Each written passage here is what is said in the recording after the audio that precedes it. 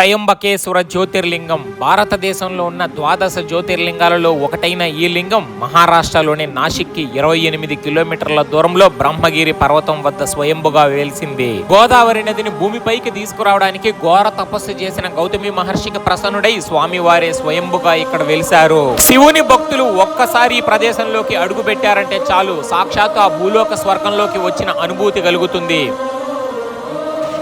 Hi బోలో, జై బాలయ్య బోలో, జై బాలయ్య.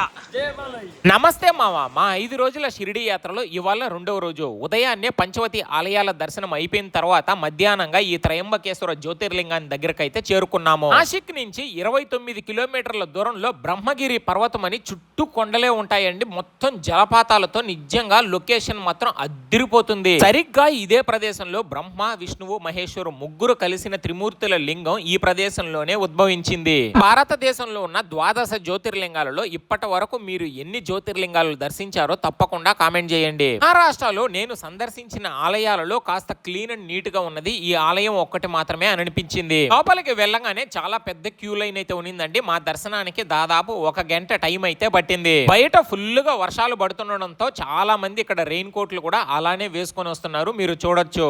ఫైనల్ గా మొత్తం నల్లరాతితో చేసిన అద్భుతమైన త్రయంబకేశ్వర జ్యోతిర్లింగం కలిగిన ఆలయం లోపలికైతే వచ్చేసాము.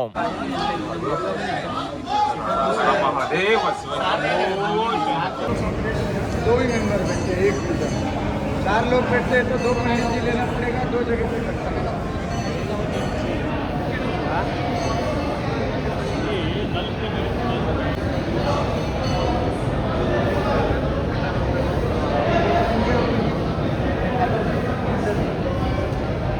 స్వామివారి దర్శనం అయితే చాలా బాగా జరిగిందండి. ఇక టికెట్ తీసుకున్న వాళ్ళకైతే లోపల స్వయంగా ఆ లింగాన్ని కూడా తాకించారు. ఈ రోజు మేము చూసిన ప్రదేశాలు ముక్తిధాము, పంచవతి ఆలయాల దర్శన, చివరగా ఈ త్రయంబకేశ్వర జ్యోతిర్లింగం. ఇక రేపు ఉదయాన్నే శనిసింగనాపూర్కి అయితే వెళ్ళబోతాము. ఒకప్పుడు గోదావరి నది ఒడ్డున కురిసిన భారీ వర్షాలకి ఈ నల్లరాతి విగ్రహం బయటపడింది. మామూలు రాయే కదని అక్కడ ఉన్న గొర్రెల కాపర్లు ఇనప చొవ్వతో దీనిని తొయ్యబోతే దీని నుంచి రక్తం రావడంతో అందరూ ఆశ్చర్యపోయారు. ఏ రోజు రాత్రి కలలోకి వచ్చిన స్వామివారు శనేశ్వరుడుగా నేను ఇక్కడే వెళస్తాను, నాకు ఎలాంటి గుడి పైకప్పు అవసరం లేదు, ఆ ఆకాశమే నా నీడ అని తెలిపారు.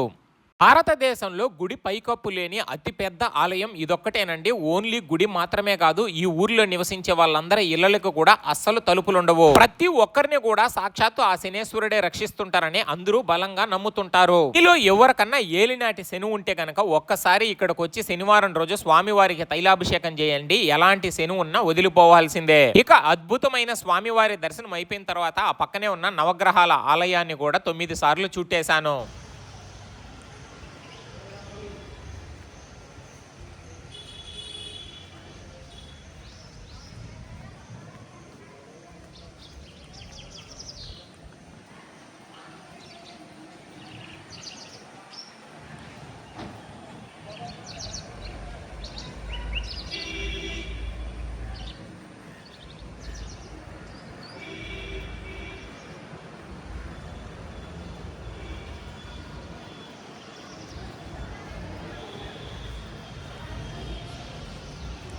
ఆ 5 రోజుల షిరిడి యాత్రలో భాగంగా 3వ రోజు చివరగా కృష్ణేశ్వర జ్యోతిర్లింగానికైతే మా యాత్రని మొదలుపెట్టాము. భారతదేశంలో ఉన్న ద్వాదశ జ్యోతిర్లింగాలలో చిట్ట చివరి లింగం ఇదేనండి. పూర్వం శివునికి పరమ భక్తురాలైన గ్రీష్మ భక్తికి మెచ్చి స్వామివారి కృష్ణేశ్వరగా ఈ ప్రదేశంలో వెలిశారు. ఈ జ్యోతిర్లింగం చూడడానికి లోపలకైతే మాకు ఫోన్స్ అలౌడ్ చేయలేదండి, అందువల్లనే టెంపుల్ ఎలా ఉంటుందో మీకైతే చూపించలేకపోయాను. ఇక ఈ రోజుతో మా షిరిడి యాత్ర అయితే ముగిసిందండి. ఈ రోజు సాయంకాలానికే ఇక షిరిడి రైల్వే స్టేషన్ కి అయితే చేరుకున్నాము. మొత్తంగా మా షిరిడి యాత్ర మీకు ఎలా అనిపించింది, నేను చూపించిన ఆలయాలు మీకు ఎలా ఉన్నాయి కూడా తప్పకుండా కామెంట్ చేయండి.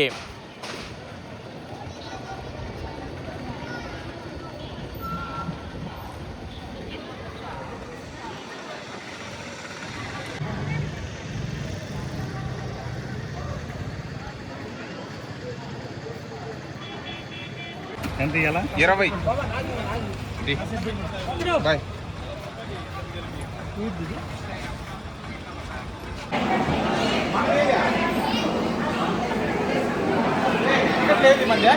అవునండి, చూస్తాను, బాగా పెట్టినాడు గ్రూప్లో.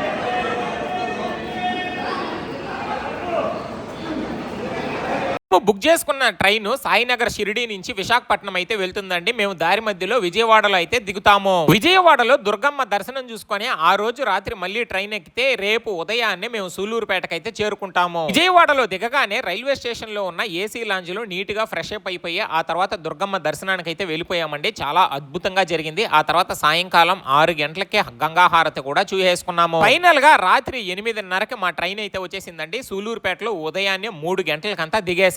రైల్వే స్టేషన్ లోనే రెడీగా మా కోసం వెహికల్ అయితే ఉన్నిందండి. ఇక ఎక్కేసి మా గ్రామానికి ఉదయాన్నే 4 గంటలకు అయితే చేరుకున్నాము. ఆ ఇరుగులం గ్రామం నుంచి శ్రీ వెంకటాద్రి భక్త సమాజం చేసిన 5 రోజుల షిరిడి యాత్ర మీకు ఎలా అనిపించిందో కామెంట్ చేయడం అస్సలు మర్చిపోవద్దు. ఇలాంటి మరెన్నో మంచి మంచి వీడియోల కోసం, యాత్రల కోసం మన ఛానల్ అయితే ఇప్పుడే సబ్స్క్రైబ్ చేసుకోండి మావా.